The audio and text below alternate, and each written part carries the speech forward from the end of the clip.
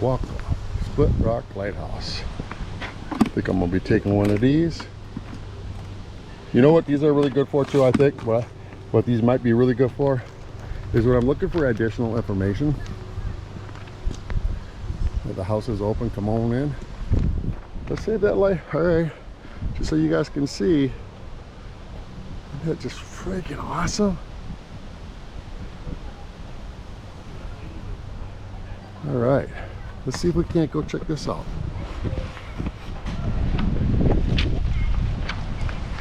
All right, since this house is open, let's go on in. So this must have been the keepers of the lighthouse, but look at all the, this was quite the station. Typically people would live right in there. Very cool. Let's see what this is all about. No, it's fuel oil. Fuel oil? Okay. Thank you. Yeah. Well, good morning. Morning. Welcome to the Keeper's Home. Yeah? Yes, these homes were all built in 1909. You don't mind being on YouTube, do you? No, it's totally fine. It's All not right, the first thank you. time. What's your name? Nick. All right, Nick. Yeah, hi. So this is the Keeper's Home. They're all were built in 1909. This one's been restored to match both the 1920s, 1930s era. All three homes are exactly identical, so they use one blueprint for all three homes. Okay. They needed 3 keepers at all times for this site due to the fog signal building. In case it was a foggy night and you had to run the light and the fog signal, you wanted at least 2 guys manning those, and then one as a backup or a float. Oh, sure. So they would do like a 12 on, 12 off, and then it would be 4-hour shifts. If it was just the light that they were tending to, they would do 4-hour shifts that they would rotate throughout the night. If one of them was sick or injured, or they had to run the fog signal, they would do 6-hour shifts between 2 of them. Okay, now I know all you guys in the service know what that 4 on is all about. Yeah, another I guess kind of interesting thing is the middle house is occupied still by our site manager, so he does still live there year round with his family. Cool. Just kind of keep the tradition going, you know. Yeah. Kind of awesome. Another cool fact, I guess, about this room specifically is Orrin Pete Young, our first head keeper, actually spent a lot of time in this room. You know, you could man the lighthouse from here as long as it was running and operational. You could watch it from this windowsill. So he would pull up his rocking chair, probably grab a cup of coffee. He would probably pace around this room a lot. The squeakiness of the floors started to really. So you could see it from here. So. He would look for the reflection off the chimney of the fog signal building. As long as he could see that reflection and he could time it, he knew that it was functioning and not the right, timing 20-second revolutions. Okay. But one thing that did bother him was the squeakiness of these old wooden floors. So what he did one night was probably grab a box of nails and started hammering all these holes into the floorboards. So. As you can tell, there's almost no squeakiness at all to this. Oh yeah, that's true. There's a couple spots here and there, but he did a pretty good job of getting those nails, and kind of continues into the butler's pantry. But as you explore the rest of the house, you can see how squeaky it actually was.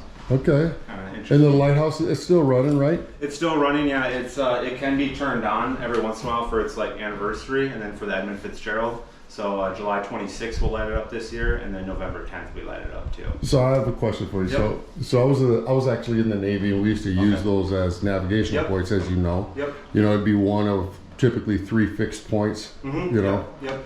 Draw your and plot your course. Mm-hmm. So did another lighthouse take over this one? Yeah. So there's the Two Harbors Lighthouse, and they did have an intersecting point where they could kind of pinpoint where they would be at roughly on the lake there to navigate. I don't think they could quite see the Devil's Island Lighthouse. That one's a little further away. But a very cool thing is they all had their own characteristic or unique frequency. So Split Rock Lighthouse was a white flash of light every 10 seconds. No other lighthouse on Lake Superior had that unique light frequency.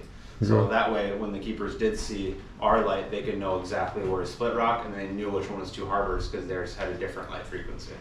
And the reason that is, guys, is because no matter what, you got GPS, you got all this fancy navigational equipment, but you just can't. You know, that's on point. It's never gonna. Well, I shouldn't say never gonna fail, but it's very reliable way of navigating. And I heard another backup method is, if they didn't know exactly where they were, maybe they thought they could be in 2 different spots, they could like drop an anchor or figure out how deep it might be in the area. They could kind of figure out maybe what depth they're in. Okay. If it, I guess, goes, they know. I'm not sure how long the anchors were, but. Out of curiosity, what is the deepest point of Superior? Deepest point is 1,333 feet deep. Be the fourth deepest lake in the United States, the deepest of the Great Lakes. Deepest of the Great Lakes. Can you name any of the other deep ones? Yeah, my favorite one is the deepest. It's Crater Lake in Oregon. Okay. That's just under 2,000 feet deep. It's an old caldera, which is like an old volcano that basically sunk and collapsed down, and that's how it got its deep depths on there. That's a really cool spot. They have like an island called Wizard Island that's popped up on the caldera too, so you can take like a boat or kayak raft out there and kind of hike up that little mini mountain hill, whatever you want to call it. Yeah. It's a really cool spot. I checked it out last fall, so Awesome. I recommend it. Awesome. So I didn't know that. I mean, I knew that there were deeper ones. Havasu might be deeper too, right? I don't think that might be maybe fifth. I just had my wife look it up. The second is I think Lake Tahoe, I want to say, and then the third one I didn't recognize. I can't remember where that one was at, but I don't think it was Havasu. Is it the one that's up in the BC of Canada? I know there's another really ridiculously It might be, deep yeah. one. It might be. It's I didn't recognize it. And I thought the Lake Superior was the second deepest, but after we looked it up, it's the fourth. So, Okay. but it also is the most recent lock system. The Sault Ste. Marie lock system, I think, was put in around 1850. So it actually has the least amount of shipwrecks, believe it or not. There's only about 350, which is not a lot. Yeah. And only half of them have been discovered. But there's about 10,000 in all of the Great Lakes. 10,000. Yeah. I remember watching a documentary not too long ago on the Edmund Fitzgerald, and they're saying something like 6,000 vessels, all vessels, are sitting at the bottom of Superior. Is that Yeah. is that what sound about? I right? don't know about 6,000, but it's because there's not as many of those older ships that went down. I think they're including like fishing, personal. Oh yeah, maybe yeah, could be everything. Could be. Yeah. I'm not sure entirely, but I know it's about 10,000 in total for all the Great Lakes, and around 350 that I know of here. That's a scary way to go. Yeah, man. it is. That's It a is. scary way to go. Yeah. So do I just cruise on Yeah, through? you can walk on through. Let me know if you have any more questions. Then we have a second floor that's open as well. And then once you're ready, you can exit through the old front door since we had no roads. Okay. That were here when these were built. You came in through the front door Yeah. or the back door into the kitchen, whereas the front door they face the lake. Was that Nick? Nick, yep. All right. Well, thanks a ton, Nick. Yeah, yeah, you're welcome. Yeah. Yeah, happy to help out. Yeah. Yeah, Look at that. yeah, Look at we'll that. open it up for you. How cool too. is that? I would love to have that in my house. Yeah, even got the temperature gauge on it. It's the fancy version. They would have gotten the standard Hey, model. man. What do they call them? What is it? Brownstone or what is it? Blackstone. Sorry, Blackstone. Blackstone, yeah. Come on, tell me that thing ain't just nothing but a big fancy Blackstone, or Blackstone's trying to be it. Yeah, this is where we put the logs in. We still use it today. I'm gonna test out my baking skills later on. Try out some cookies or something in here. Nice. Yeah, so we'll see how it goes. Very nice. That is really cool looking. Yeah. Looks like it's all chrome polished. And Yeah, it came from Gooseberry Falls, I believe 1930. So not an original piece, but local, kind of this area nearby area. Yeah. okay. Well, thanks a lot, Nick. Yeah, We're you're gonna cruise on through. No problem. And this is be the only one that's open, right? 'Cause Correct. They're all This is the identical. only one that's open. Yeah. Okay. I like this picture here. It's my favorite. It's Frank Koval. He spent the most time as a keeper at our lighthouse. Got the whole family out for the picture, and look who gets to sit in the one chair. Who is that? Family dog. Ah, yeah. So you know who is running that household. Oh, yeah. Yeah. And you guys know Gypsy, my dog. She'd be right in that chair. Chewing it up, probably. Yeah, it's pretty Hey, isolated. look at this, guys. Cup sailors. Yeah. Yeah, 1939 is when the Coast Guard took over. They also painted all of this woodwork white too. You even can see some of the leftover Coast Guard white if you look closely in some of the hinge work. So Oh. they had to kind of all strip it all down and kind of restart over, you know.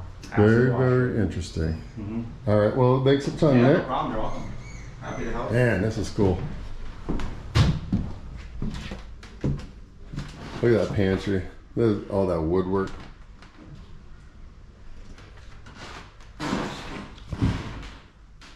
A room for family, a room for work.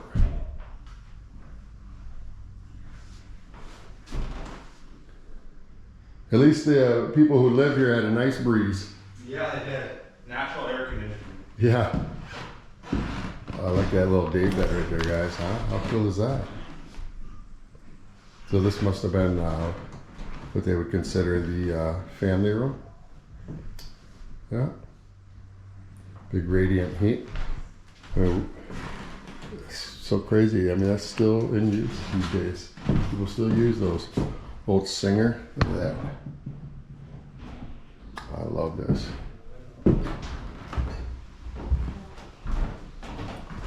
Little entry.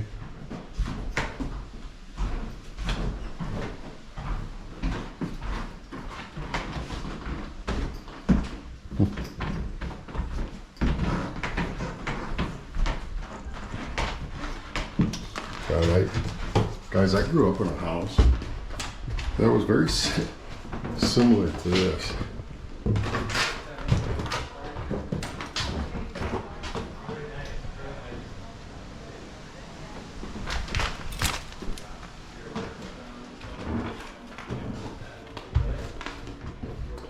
The sleeping quarters. Look at that big old clock tub.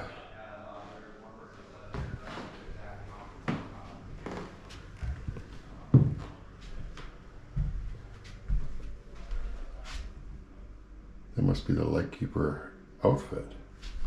Look at that. You guys ever seen that? It looks like a lantern, and the K must be for keeper. You know how I know that, guys? Because I'm smart. You guys know better than that. I'm loving this. You're gonna get some crazy cool footage. Another bedroom.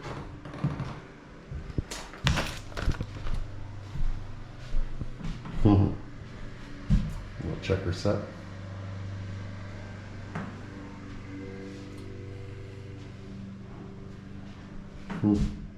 That's cool. That's really cool. That's a hand-built shelf. We had neighbors growing up that actually used to do this, do stuff like that. They would, but they wouldn't use like a dowel like those you're seeing or a fasteners. They would actually use sinew. It was kind of a native type of design. Oh, look at this. How about that? Look at that. I'm sure that is original. Look at that chest. A few 100 pounds. Lots of people. A lot of people visiting. Look at those babies. Look at those babies. So this is so they could still be alive. If you think about it, he said that they were in here in the 1920s and 30s. They could very easily be alive. All right. Smells like cleaning supplies in here. What do they call those? Lipsers? Not lipsers. Tenant? I can't remember. I just recently learned how to make stuff like that. Or a way of making those, the way they make those old medicines. Really interesting. Narrow stairway we got here. Got a lot of room. Kind of reminds you of all the houses around here.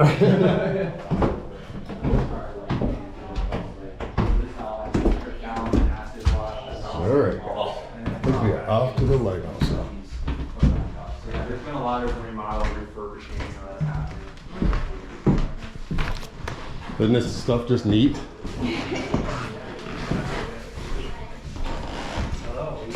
I love this old typewriter.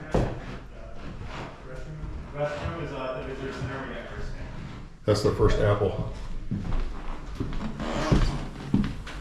Thanks, Nick. Yeah, and if you did want to go out the front door, if you didn't yet, you can check out our laundry setup too. We have laundry set up out the front door. Okay. Or you can go this way. I'm actually going to be making 2 rocks, so you'll see me getting there now. Okay, sounds good. Thanks, buddy. Yeah, you're welcome.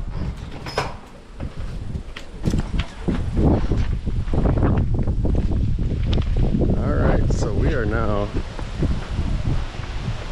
off to the main attraction.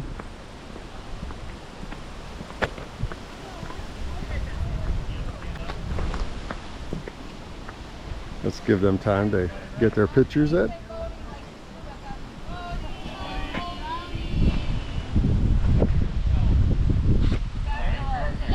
You know, it's pretty neat because I was in navigation in the Navy, and so all of this,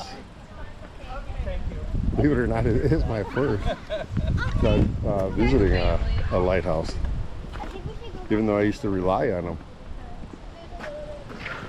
So that must have been the laundry he's talking about over that way. Okay.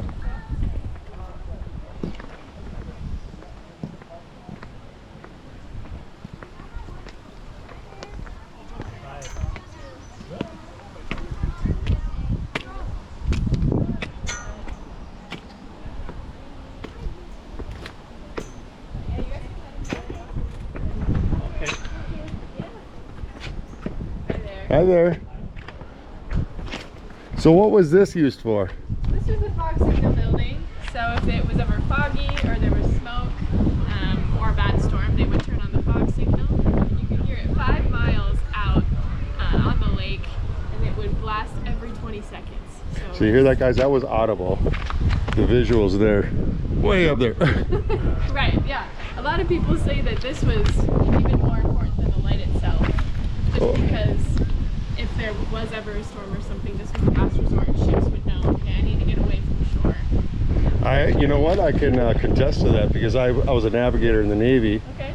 And that happened to us one time in the San Diego harbor. Okay. It was zero visibility. Sure. So those foghorns, we were using lighthouses back then. This wasn't GPS days. Yeah. So that does really matter. So yeah, you know. Yeah, that's pretty cool. So let's go ahead and take a look, guys. Enjoy. Thank you. Yep. Your name is? Faith. Thanks, Faith. Absolutely. Let me know if you have other questions. What a beautiful breeze up here, huh? I know, it feels really nice. Yeah. Yeah, I like the how high up you are here too. So, you know, I forgot to ask Nick. So literally, since there was 3 keepers, each one had their own family? Yeah. Wow, so okay, that is cool. Yeah. And that was probably a part of their pay. Yeah. and Or it would- covered or whatever. Right, housing was included in their Okay. job. But originally families would only stay for summers because the only way to access the site was by boat here. Oh. So they would go home for schooling because the kids, there wasn't a way to access the school here. And eventually once the road was completed and they had a road coming on site, they were able to stay here year round. Finally Okay. in 1931. Yeah, I suppose doing this back in the early 1900s in this northern winter would be so easy. Brutal. Would yeah. be the They had easiest to- life. There's stories of them having to snowshoe to get to the road, to get to the school. So, Oh man, I bet. yeah, nice and cold. Well, you lots of get snow. 6 feet of snow up here? Yeah. All right, well, thank you. Of course. Let's go check this out, guys. So this is the audible portion, the fog, and I know you guys have all heard it, the fog warnings. It's just a massive steam-powered whistle. Is basically what it is. Supplying the station.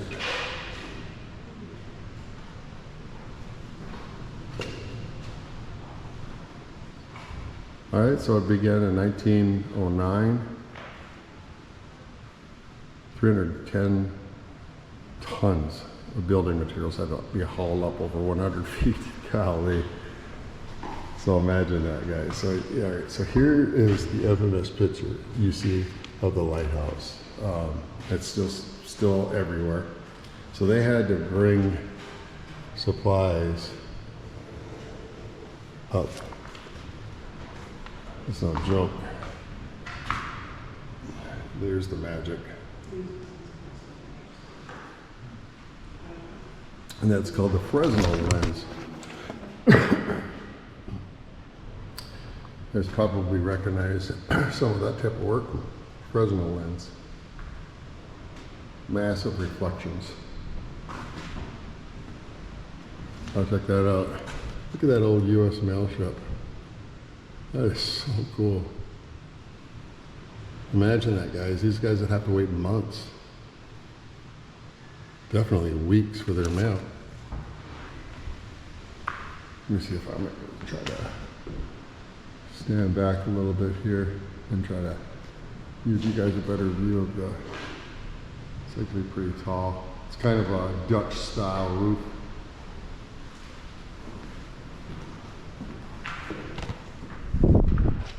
All right, now this is cool.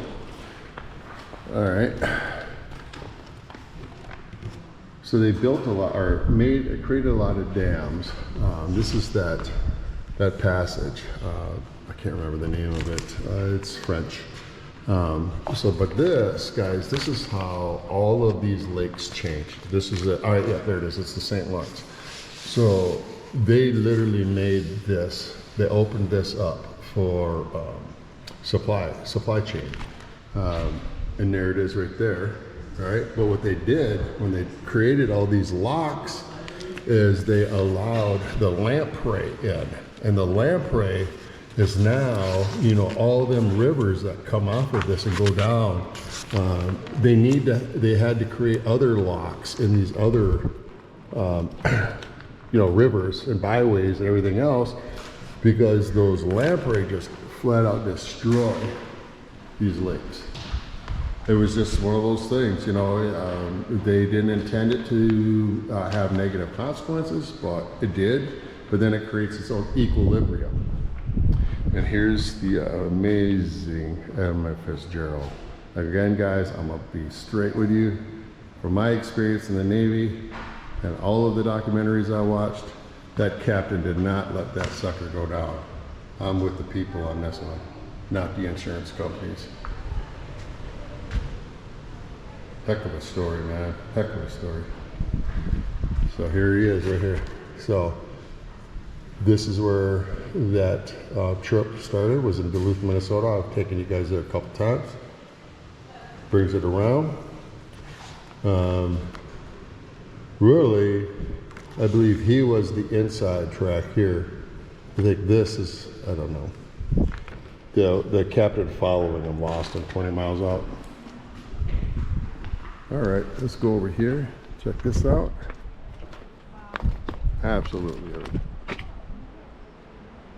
beautiful day. Look at, there's that big old lens out there. I don't know if you guys can see that spinning around. We'll see how all this turns out after I'm done editing. Look at the islands out there, guys. Amazing. Absolutely amazing. It's beautiful.